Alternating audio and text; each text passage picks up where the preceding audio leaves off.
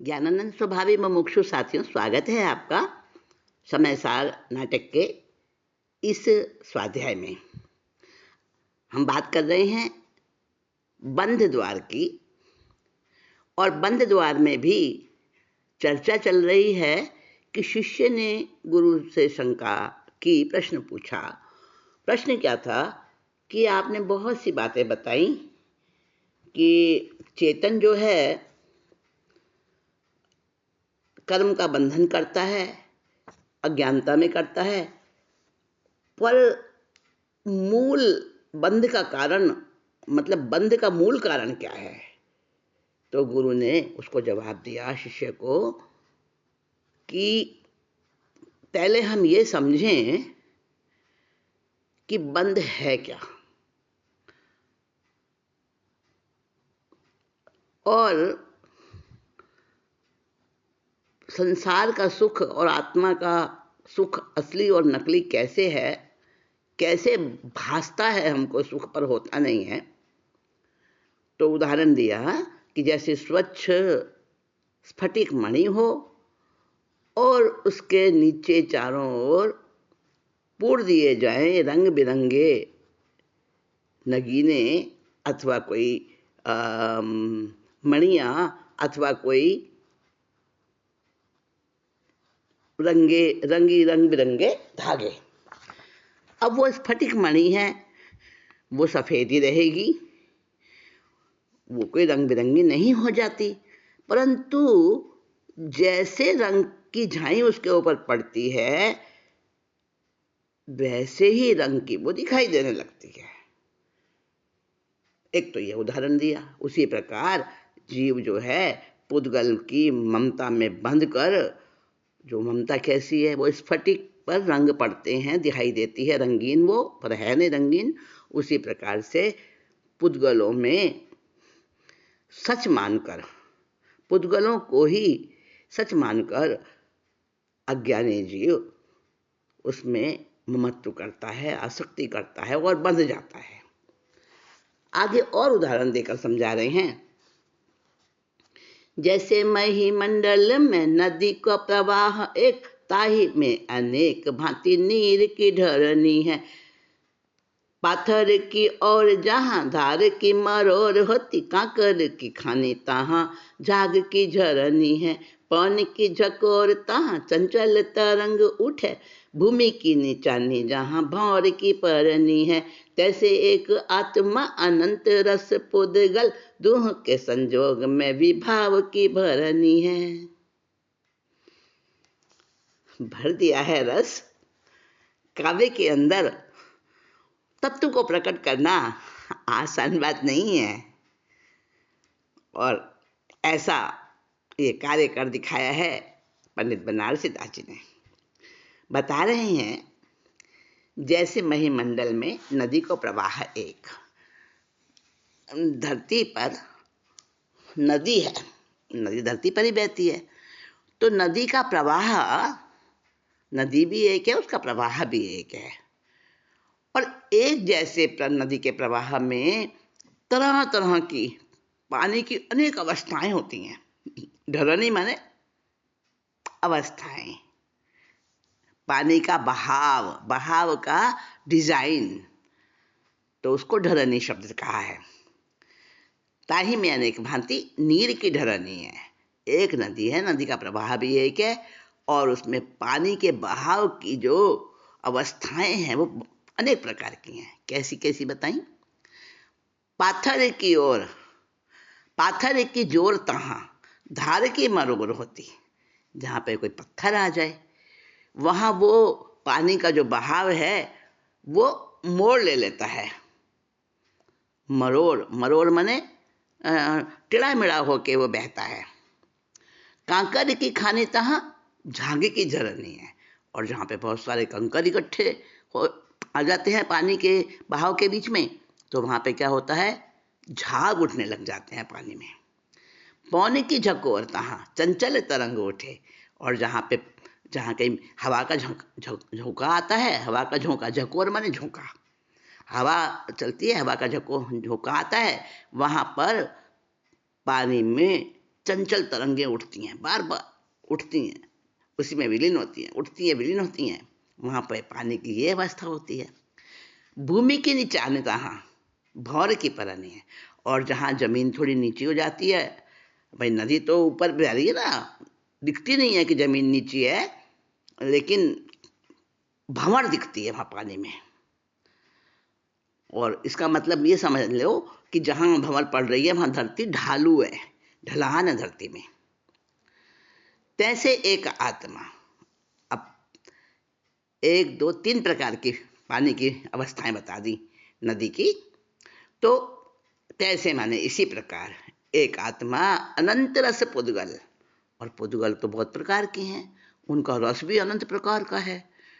दोहों के संयोग में विभाव की भननी है, और जब दोनों मिल जाते हैं आत्मा के साथ पुद्गल का रस, तो फिर दोनों का संयोग हो जाता है और वहीं विभाव है। अनेक प्रकार की विभाव परिणति होने लगती है। इसी प्रकार यही कर्म बंध का कारण है, मूल कारण ये है। तो कह रहे हैं कि जड़ और चेतन को अलग अलग कर लो, क्योंकि ये अलग हैं ही। चेतन लक्षण आत्मा,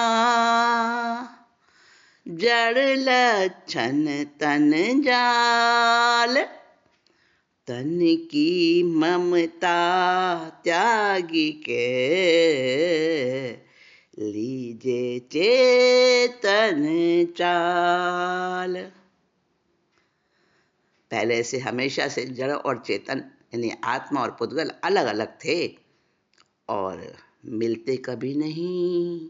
हमारा भ्रम है कि एक हो गए हैं, एक नहीं होते, थोड़ा संयोग है। देखिए संयोग कैसे कैसे होते हैं। एक संयोग है तो वियोग है। संयोग जो है ना कुछ समय के लिए होते हैं। अब जैसे दूध और पानी मिल गए, हमें वो दूध ही दिखाई देगा एक जैसा, जैसे एकम एक हो गए, पर क्या अलग नहीं होते दूध और पानी? अलग किया जा सकता है। हंस ने जरा सी चोंच डाली, जरा सा नींबू के रस की बूंद पड़ी, हो जाते ना अलग अलग। इसी प्रकार से सोना है, गोल्ड, अब उसका जेवर बन गया। जेवर बनता है तो मिलावट आती है, कोई दूसरी धातु मिलाई जाती है उसके अंदर। अब हमें जब जेवर बनने के बाद लगता है सोने का जेवर, ऐसा ही बोल देता है सोने का जेवर, पर क्या वो अलग अलग नहीं होते? क्योंकि संयोग संबंध है। संयोग संबंध। अब और समझें, जैसे पानी है, पानी में हमने नमक डाल के उसको अच्छे से मिला दिया, नमक घुल गया, उसके रोम रोम में, पानी के रोम रोम में नमक आ गया। अलग हो सकता है ना? समुद्र है, समुद्र का पानी सूख जाता है और नमक रह जाता है, अलग अलग हो गए ना। और संयोग वाला संबंध है। चीनी, चीनी और पानी एक जैसे दिखते हैं, रंग भी उसका नहीं बदलता, लेकिन फिर भी अलग अलग। जहां भी संयोग है वहां वियोग होगा, अलगाव होगा, लेकिन तादात में संबंध नहीं होता। तादात में संबंध कभी अलग नहीं हो सकता। तादात में संबंध, अब इसका भी उदाहरण, तादात में संयोग कैसा होता है? तादात में संयोग होता है जैसे द्रव्य और गुण का, जैसे अस्तित्व और सत्ता का, जैसे आत्मा और आत्मा में रहे हुए अनंत गुण और शक्तियों का, ये तादात में संबंध है। जैसे जैसे आत्मा का जो है चैतन्य गुण, ये तादात में संबंध है। तो तादात में संबंध को कभी अलग नहीं किया जा सकता, क्योंकि वो संयोग नहीं है, वो संबंध है। और बाकी जो संबंध होते हैं तात्कालिक, वो संयोग होते हैं, वो संयोग हैं तो वियोग भी है। तो आत्मा और पुद्गल हमेशा से हैं अलग, यानी मिल गए हैं, मिलकर जीव बन गया है, वो उसे जीव कहलाता है। लेकिन हम जीव ये समझता है, अपनी नासमझी में, अपनी अज्ञानता में जीव समझता है कि मेरा और पुद्गलों का संबंध हमेशा से है और ऐसा ही संबंध रहता है हमेशा। नहीं, ये भ्रम है, ये भूल है। पुद्गल का संबंध आत्मा के साथ संयोग संबंध है। इस शरीर, ये पुद्गल ही तो है शरीर, पुद्गल का तो स्कंद है। तो इस शरीर का संबंध जो है, इसके अंदर रही हुई आत्मा, इसके साथ ये संबंध, ये संयोगिक संबंध है, तादात्म्य संबंध नहीं है। तादात्म्य हमने मान लिया है और वो हमारी भूल है।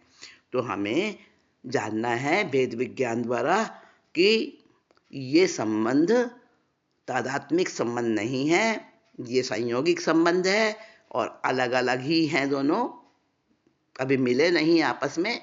कर्म के रूप में भी अलग ही है, कर्म स्पर्श भी नहीं करता आत्मा को, क्योंकि आत्म प्रदेशों के साथ कर्म कभी बंधता ही नहीं, स्पर्श होता ही नहीं, बंधना तो बहुत दूर की बात है। तो दोनों अलग ही हैं हमेशा से। तो पुद्गलों से, पर से संबंध, ममत्व हटाएं और शुद्ध चैतन्य जो अपना है, शुद्ध आत्मा, उसी को ग्रहण करें। और आत्मा की शुद्ध परिणति है कैसी, इसको भी समझा रहे हैं। जो जग की करनी सब ठानत, जो जग जानत जीवत, जो जग की करनी सब ठानत, जो जग जानत जोवत जोई, देह प्रमाण पे देह सदूसर, देह अचेतन चेतन सोई, देह धरे प्रभु देह स्वभिन्न, रहे पर छन्न लखे नहीं कोई, लक्षण वेदि विचक्षण बूझत, अच्छन सौ पर तच्छ न होई। नहीं समझ में आया होगा अर्थ। ऐसी ही भाषा है, ये है तो सरल, जरा ध्यान से समझेंगे तो अर्थ भी समझ आ जाए। चलिए मैं बता देती हूँ। आत्मा की शुद्ध परिणति कैसी है उसके बारे में बात चल रही है। जो जग की करनी सब ठानत, जो संसार की सब क्रियाएं करता है, मतलब अभी हम मनुष्य हैं, न मालूम कितनी कितनी गतियों में, कितनी कितनी योनियों में गए हैं, सारी क्रियाएं हमने की हैं। जो जग की क्रियाएं करता है, जो जगत को जानने और देखने वाला है, कौन है? जो जग जानत जोवत जोई, जोवत माने देखने वाला और जानने वाला, वो कौन है?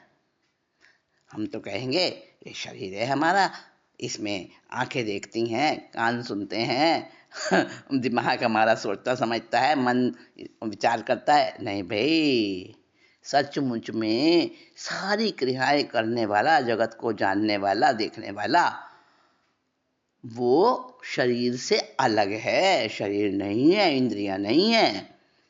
और मजे की बात क्या, देह प्रमाण पे देह सो दूसरो, वो देह के परिमाण वाला है, देह के बराबर ही है। वो जैसा जैसा शरीर है वैसा वैसा वो आत्मा है। नहीं समझ में आई? अब देखिए, एक अंगुली उठाए हम, एक अंगुली उठाई, अब इस अंगुली के अंदर कितने सारे पुद्गल हैं, रक्त मांस सब भरे हुए हैं ना, इसके अंदर हड्डी भी है अंगुली में, कितने सारे पुद्गल परमाणु हैं इसके अंदर। और पूरी अंगुली में जैसे पुद्गल परमाणु भरे हुए हैं, जैसे बताइए इसमें आत्म प्रदेश हैं कि नहीं अंगुली में?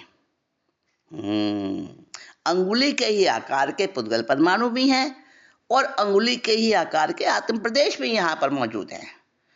अंगुली में जरा सा भी कट लगे तो दर्द होगा ना, यानी आत्म प्रदेश है, यहाँ पर चेतना है। जहाँ जहाँ हमारा शरीर का जो जो आकार है, पैर है, हाथ है, माथा है, गला है, कुछ भी जहाँ जहाँ जो शरीर का जो आकार है वो डबल है, उसमें पुद्गल परमाणु भी उसी आकार में है और उसी आकार में वहाँ पर चैतन्य आत्म प्रदेश भी उसी आकार में है। तो देह प्रमाण, जैसा जैसा शरीर का आकार है, देह का आकार है, उसी के बराबर, उसी के परिमाण में रहता है वो आत्मा। पै माने परंतु, देह सो दूसरो, उस शरीर से अलग है, अन्य है। क्यों? क्योंकि देह अचेतन, चेतन सोई। वो तो चेतन है, रहने वाला आत्मा, और देह तो अचेतन है ना। देह धरे प्रभु देह स्वभिन्न, भगवान जो है अरिहंत प्रभु, उन्होंने देह तो धारण कर रखी है, शरीर है उनको, लेकिन भगवान रहते देह से भिन्न हैं, देह से अलग रहते हैं। शरीर की उनको ना कोई ममता है, ना शरीर का कोई ख्याल है, ना शरीर की आसक्ति है। देह धरे प्रभु देह सो भिन्न, रहे परिच्छन्न लखे नहीं कोई। और ये आत्मा जो है ना, शरीर तो दिखता है पर आत्मा दिखती नहीं है, परिच्छन्न रहती है। परिच्छन्न यानी ढकी हुई, गुप्त अंदर में। जैसे मैंने बताया, अंगुली में आत्म प्रदेश भी है उतने ही, उतने आकार में, और परमाणु पुद्गल भी हैं। परमाणु पुद्गल दिख रहे हैं भाई, हारमास है, दिख रहा है वो तो। और आत्म प्रदेश दिख रहे हैं क्या? नहीं दिख रहे ना। तो शरीर में जो आत्मा रहता है ना, शरीर के ही बराबर है आत्मा, पर वो गुप्त रहता है, अदृश्य रहता है, लखे नहीं कोई, किसी को दिखाई नहीं देता, कोई उसको देख नहीं पाता। लक्षण वेदी विचक्षण बूझत।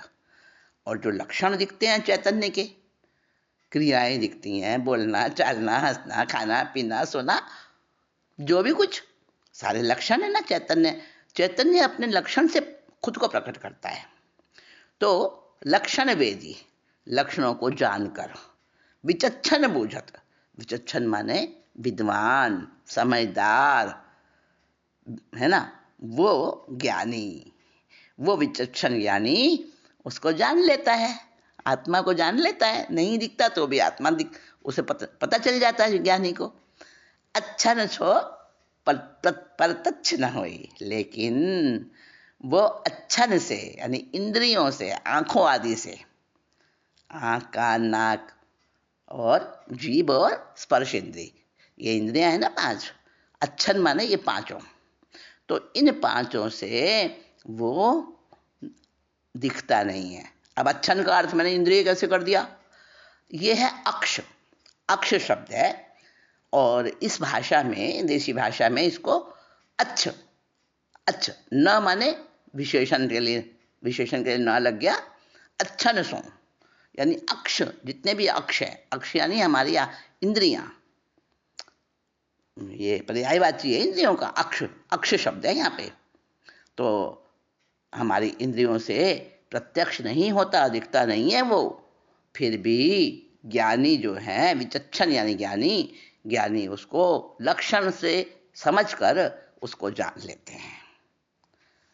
अब शरीर की अवस्था जो उनकी है ज्ञानियों की, उसको वो क्या समझते हैं, शरीर के प्रति उनकी दृष्टि कैसी होती है? शरीर तो होता है ना उनका, अध्यंतों का भी शरीर तो होता है, परंतु उनकी समझ क्या होती है शरीर के प्रति? चलिए वो भी समझ लेते हैं। देह अचेतन प्रेत दरी रज रेत भरी, मल खेत के क्यारी, व्याधि की पोट आराध्य की ओट, उपाधि की जोट समाधि सोन्यारी। रे जी ये देह करे सुख, रे जी ये देह करे सुख हानि, इते पर तो ही लागत प्यारी, देह तो ही तजेगी निदान पे, तू ही तजे कि देह की यारी। वाह! कहा है कि ज्ञानी की सोच क्या होती है? देह अचेतन प्रेत दरी रज रेत भरी, मल खेत के क्यारी। ये देह जो है, शरीर जो है, प्रेत दरी है। प्रेत दरी, प्रेत दरी का मतलब मुर्दा खाना, जिसको आज आज की भाषा में क्या कहते हैं? जहाँ अस्पताल में भी आप जाओगे, शवगृह, मुर्दा खाना, जहाँ मुर्दे रख दिए जाते हैं। तो देह जड़ है, मानो कि एक मुर्दा खाना ही है, मुर्दे ही मुर्दे उसके अंदर, मुर्दों में से दुर्गंध आती है और अपवित्र माना जाता है। तो देह तो मानो अचेतन है, प्रेत दरी यानी मुर्दा खाना है, मुर्दे भरे हुए हैं उसके अंदर रखे हुए हैं, और रज रेत भरी, रज कहते हैं धूल को, धूल और रेत भरी हुई है, मल खेत की क्यारी, जैसे मानो एक खेत है, उसके अंदर क्यारी बना देते हैं ना, पर वो है तो क्या, धूल ही तो है, धूल ही धूल है, और उस क्यारी में और क्या है? फिर जब उसमें फल फूल लगाते हैं, कुछ भी लगाते हैं, तो वो सुंदर दिखने लग जाती है, जमीन तो दिखती नहीं है, और वो फूल ही फूल खिलते हैं, अच्छे लगते हैं। लेकिन वास्तव में तो क्या है, रज रेत भरी मल खेत के क्यारी। समझिए, तो ज्ञानी ऐसा समझते हैं अपने शरीर को। और व्याधि की पोट, बीमारियों की तो ये गठड़ी है मानो। आराधी की ओट, और बीमारियों की तो पोट यानी गठड़ी है। और आराधी की ओट, आराधी का मतलब है आत्मस्वरूप, आराध्य। आराध्य की ओट करने वाली है, अर्थात आत्मा मेरा इसके अंदर ही तो है, वही तो मेरा आराध्य है। तो उसको इसने ढक रखा है, आराधी की ओट, ये मेरे आराध्य आत्मा को ढकने वाली है। उपाधि की जोट, उपाधि कहते हैं क्लेश, दुख। उपाधि की जोट, जोट का मतलब है, जोट का मतलब है समुदाय, कष्टों का समुदाय है ये मेरा शरीर। कब क्या कष्ट आ जाए पता है। अच्छा भला व्यक्ति सोया और सोता सोता रह गया, कुछ तो हुआ ना। या मानो अभी गए किसी काम से और बाहर से आ गया कोई वायरस शरीर के अंदर और बीमार होके आ गए। पता चलता है कब कौन सी बीमारी उधर हमारे आ जाएगी। एक एक रोम में पौने दो दो रोग हैं। और रोम कितने, 3.5 करोड़ रोम हैं हमारे शरीर के, और एक एक रोम में पौने दो रोग हैं। अब कब कौन सा रोग उभर जाए क्या पता। जब तक ये दबे हुए हैं, जब तक ये चुपचाप बैठे हैं, तब तक ही हम स्वस्थ हैं। और जिस दिन कोई भी रोग आ गया तो बस उसी दिन आफत। तो ये बीमारियों की तो भंडार है ये, और उपाधि की जोट, कष्टों की ये जो है जोट, जोट का मतलब है ढेर। और समाधि सोनियारी, और समाधि से तो बिल्कुल अलग है। जब शरीर को भुलाएंगे तभी समाधि हो पाएगी, जब तक शरीर के अंदर रहेंगे तब तक समाधि नहीं है। रे जिए अपने को संबोधित करते हैं ज्ञानी, रे जी, अरे जीव, जीवड़ा, देह करे सुख हानि, ये मेरे सुख की हानि करने वाली है। इते पर तो ही लागत प्यारी। अरे जीव, ये तेरा शरीर, ये तेरा हानि कर रहा है, ये तेरे को मोक्ष से अलग किए हुए, दूर किए हुए है।